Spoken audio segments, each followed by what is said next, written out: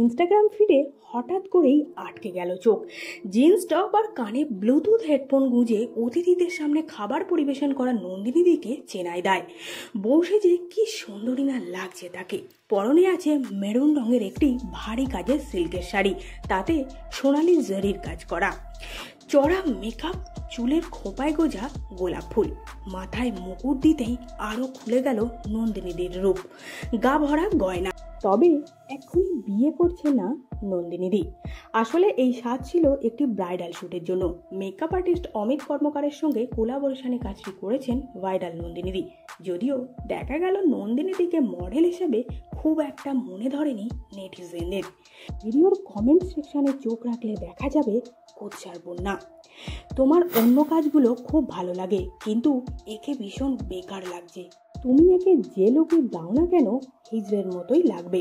এমনই কমেন্ট এলো makeup artist Amit কর্মকারের কাছে। পুরো বেকার লুক। দ্বিতীয়জন লেখেন জঘন্য লাগছে, মনে হচ্ছে একটা ছেলেকে মেয়ে সাজানো হয়েছে, এর থেকে না সাজা অবস্থায় অনেক বেশি ভালো লাগছিল। তৃতীয়জন লেখেন আসলে মানুষ নন্দিনীদিকে ঘৃণা করে, তাই কমেন্টে নেগেটিভ কমেন্টের বন্যা। করোনা পরবর্তী সময়ে হঠাৎ করেই নন্দিনীদি ভাইরাল হয়ে বেশ খ্যাতি পেয়েছিল। এক ফুড ব্লগারের নজরে চলে আসে ডালহাউসির অফিস পাড়া রাস্তার পাশে ফুটপাতের দোকান চালানো মেয়েটি। সেই ব্লগারের নাম দেয় স্মার্ট দিদি। ধীরে ধীরে দোকানে যেমন ক্রেতার সংখ্যা বাড়তে শুরু করে, তেমনই ভিড় জমতে থাকে ইউটিউবারদের। একসময় দিনে 20 থেকে 30টি খরিদ্দার হতো দোকানে। ভাইরাল হবার পর নন্দিনীদিকে দেখার টানে 100 থেকে 150 লোক আসতে থাকে এই দোকানে। দূর দূর থেকে মানুষ আসতে দেখা যায় এই দোকানে। বাংলাদেশ থেকেও লোক আসতে দেখা গেছে নন্দিনীদির দোকানে।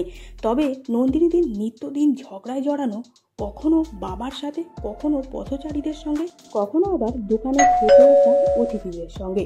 বর্তমানে নিউ টাউনের আকাঙ্ক্ষা মোড়ে দোকান খুলেছেন নন্দিনীদি। এই হোটেলের নাম দিয়েছেন নন্দিনীদির হেসেল। ভিডিওটি ভালো লাগলে লাইক করতে ভুলবেন না। বিনোদন জগতের এরকমই নতুন নতুন ভিডিও সবার আগে পেতে চ্যানেলটিকে সাবস্ক্রাইব করে সঙ্গে থাকুন।